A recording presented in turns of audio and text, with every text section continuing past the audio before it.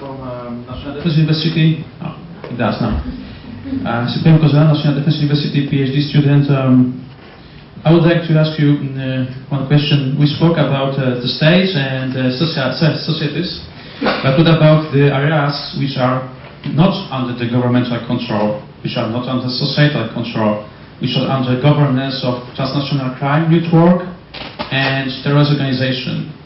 What is the impact of the Arab Spring on these actors, and what kind of threats they pose for the European countries? Thank you.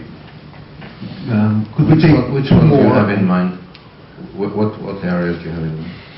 I mean, these areas are controlled over by transnational networks, crime networks, terrorist organization. There are plenty of them in the Sahara, not very described, but let's say the border of Algeria and Mali, for example, areas in the Sinai. Let's take two more and then we'll have a first round of response.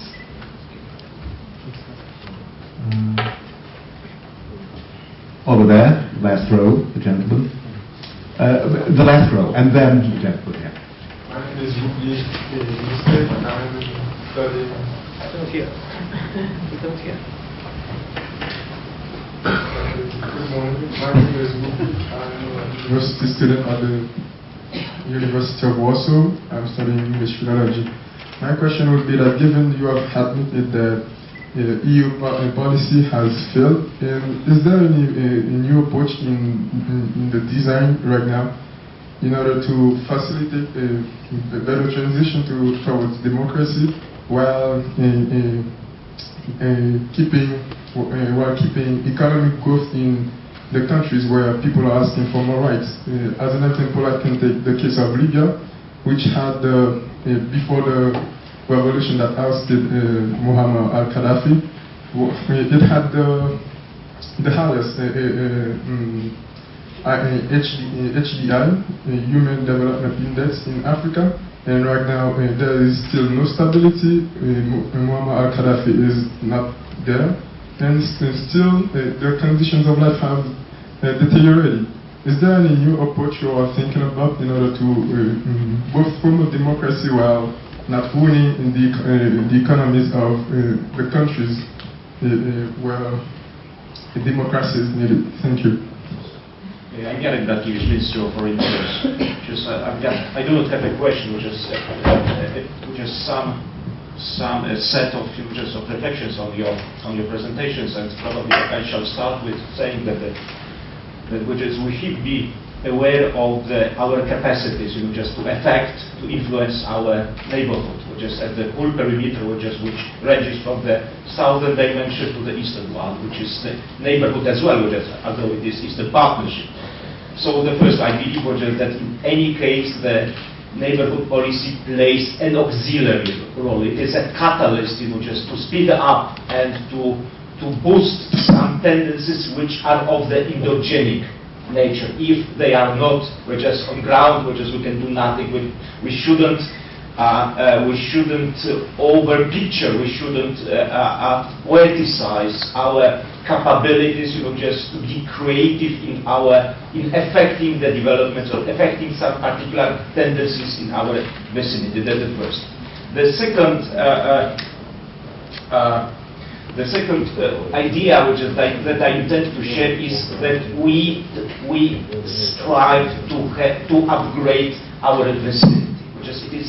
It is a first and foremost reason for this neighborhood policy. And in this respect, I totally endorse the idea that was voiced here that stability is really, it may sound a little bit blasphemous in the context of revolutions, but without stability you can't just push ahead any transformation. Immediately it will be misled towards some license, muddle, disarray, and the things of the kind. So, in this respect, I believe it is very emblematic that the only country that seems to be championing amongst these array of the Northern African states, it is Morocco, which wasn't the arena of any violent, turbulent revolution, which is obviously it was subject to the stimuli coming from outside that to some extent galvanized these positive tendencies, but nonetheless were just, I believe that rather this evolutionary path that is embodied, incarnated in the case of either Morocco or of Jordan, but just will be more I would say encouraging in this respect. Thank you. Professor, Susi, Marcin, any order you want. I will just go back to one question you asked and then deal with the gentleman's question on the crime zones. The reason why I did not mention EU policy in Libya or Mali is that because it was not an EU issue. Libya was NATO and Mali was France. Even though the EU should probably have played a much more important role, not necessarily in the military dimension, because as we all know there is no such thing as a military EU, but precisely in the transition to democracy. And this is, in Libya at least, probably one of the biggest failures that took place, because the downfall of the Gaddafi regime led to the fragmentation of the country into different entities that are largely independent for each other nowadays, which of course opens a major avenue to the building of crime zones, and southern Libya is now a sort of mini Afghanistan, which is of course a major problem for Algeria, and the attack on the gas extraction facility at Ain Amnas clearly was linked to the fact that there was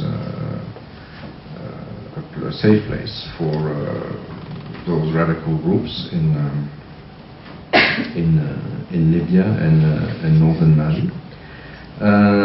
As of the French intervention in Mali, and there we have an interesting phenomenon, that it is one EU member state takes on itself to have an armed military action with some solidarity, which was mainly lip service. I mean, the US declarations were, if not hostile, at least not supporting at the beginning. Then afterwards they came to the rescue of victory. But why was it that France took action, took the initiative largely alone, and much to the bewilderment of many, including in France, that and how come it was so efficient? Because it did not last long. Clearly the threat was not as big as Taliban or what have you, and there were not as many people. But the two things. One was that it was not only an issue of protecting French or European-owned citizens, as Marcin said, unless we believe that to a large extent North Africa is part of France, or France is part of North Africa. I say that in front of the Algerian ambassador, so he does not believe I'm a neo-colonialist. What I mean by that is that, for instance, the Tunisian Constituent Assembly now has 10 of its MPs who are elected out of France, 5 southern France, 5 northern France, and other places of the world. 800,000 Tunisians live in France, which is approximately 6% of the population. Most of them are dual nationals, not to mention the numerous Algerians or dual nationals in France, Moroccans, and so on and so forth. And to France now, issues of North Africa are, strangely enough, back on the domestic agenda. It's not an issue of foreign policy. It is, but not entirely. And when we deal with Mali, well, there was a fear in France originally that, you know, the intervention in Mali would more or less lead to the same problems that the ones that took place during the 1990s when there was civil war in Algeria, and when we had consequences in France with the terrorism and so on and so forth.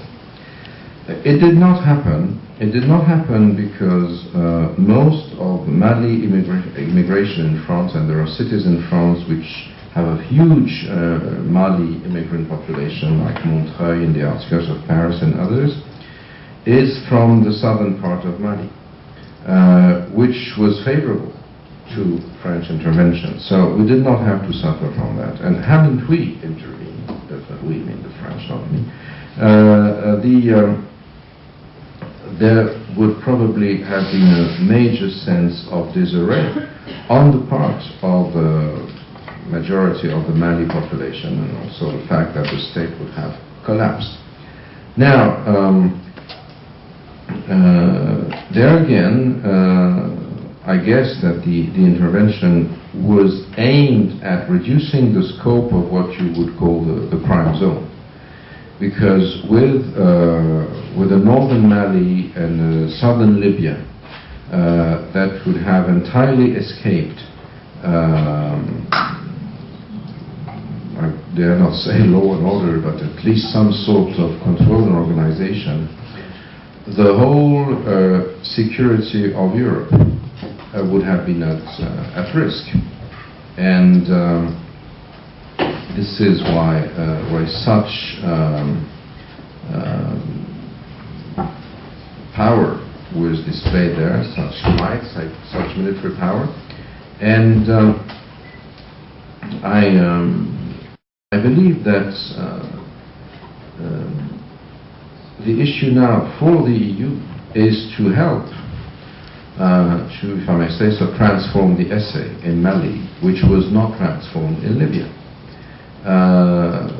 The military part of the operation was won by the French army, largely due to the fact that, you know, 10 years or a little more than 10 years after 9/11, the global software of radical Islamist groups has now, the code has been broken, if you wish. You know how to deal with them. It's the drones have changed much of it, and a number of the elite corps of the Western armies have now been trained to face that threat.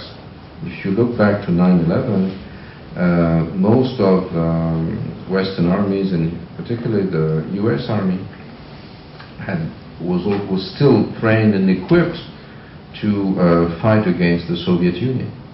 And clearly Bin Laden took those people by surprise. It's not the case anymore. This is what explains why the answer was sort of swift and mighty. But a lot has to be done for the political transition. And this is where the EU clearly has to play its part, because political transition is about engineering a new politics, and the reason why jihadists were so swift and able to take over in northern Mali was that the repartition of power in Mali was not satisfactory at all. And this is where the EU, with its might, which is mainly financial, has to play a role. This is not in the scope of the French budget, if I may say so. There again, I mean, seen from Poland, neighborhood policy may look like it's focused eastwards mostly, but as far as a country like France is concerned, or Spain, or Italy, which are, you know, heavyweights in the European Union, our Mediterranean policy, and first and foremost our North African policy, is absolutely crucial. As you know, North Africa is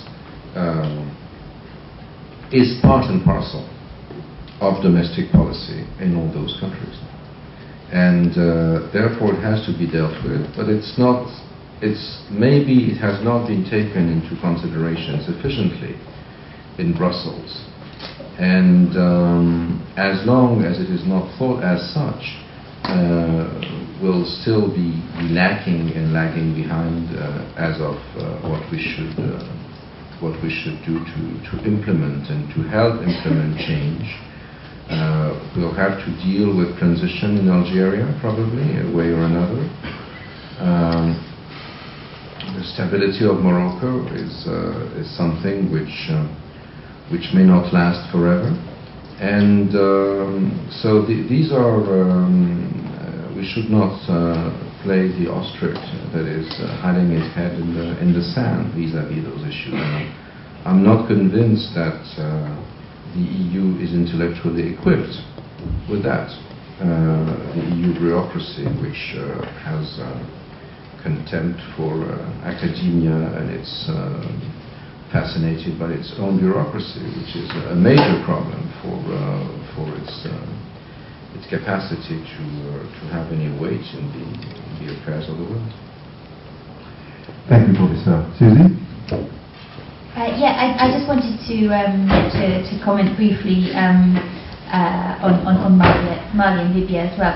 I think Mali is a really interesting phenomenon where it has only really become talked about as a European intervention after the fact and after the relative success. I think we have to remember that at the beginning of this year, the whole discussion in EU circles was much more about why can't we get ourselves together on this?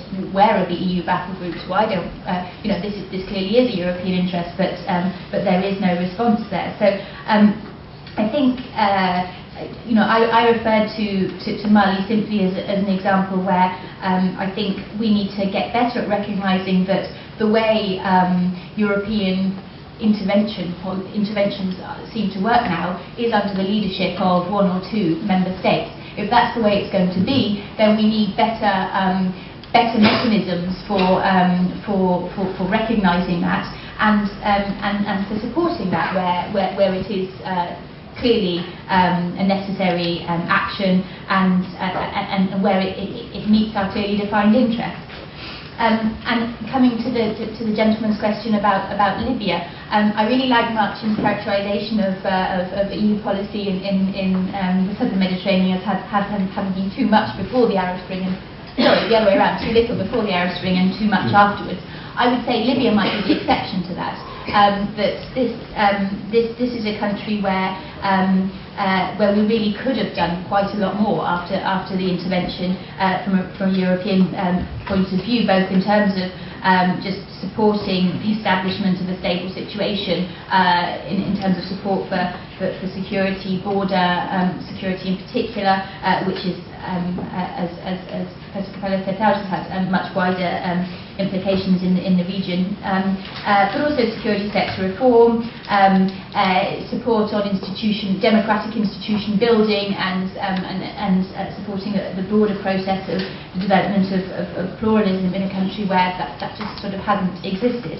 So I think there's a whole lot more that we could have been doing, could be doing that. I referred at the beginning of my presentation to this project which we have at ECFR, the scorecard, which tracks what European countries are doing year by year. It was very interesting for me to notice that in scorecard 2012, which looked at 2011, that the big success story in Europe's work on Middle East and North Africa was Libya. And then when we did the same exercise last year, there was really very little to say about what Europe was doing in Libya, save for some interesting projects that a number of member states were carrying out, but really very limited resource has gone into supporting the transition that's going on there, and I think that is short-sighted. Thank you. Marcin?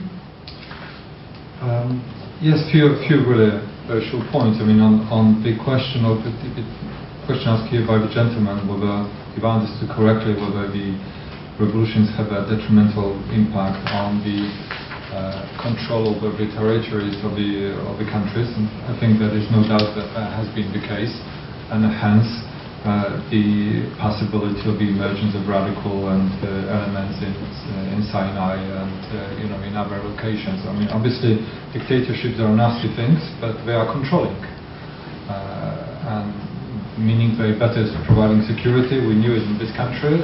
Communism was an awful time, but the streets were safer than they are now. I don't know. Each time I hear public security, I still get scared. Of course, the threat was coming from somewhere else. The threat was coming from police, from security services, and so on. But in terms of, you could not build a illegitimate camp somewhere in the middle of Poland. You know what I mean? So you need to strike a balance here, and sometimes you just need to pay the price, as Rumsfeld used to say. But what was the phrase? Democracy is an untidy business. Yeah. That means that you do lose the control over security services and territories to the extent you used to have it before. Now, what can the EU do to facilitate transition to democracy? Well, to be perfectly honest, really not that much.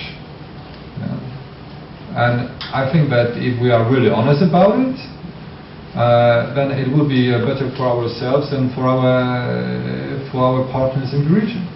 We can support programs and strengthening or empowering women's rights in also, as Kostek said, here in this country, that would be useful things to do, but perhaps in North Africa that would be even more useful things to do. And so on and so forth. But this is a long-term kind of project. We are not in a business of being involved in a regime change, and if we were, it would be a disaster. So I think it's best for everybody involved that we actually held back from being too involved in the region. In terms of and indeed in Libya we have done a lot in terms of military intervention. We haven't done enough after the intervention. But Susi, there is also a question of what our public opinion will be prepared to pay for, to concentrate on, and what are the priorities of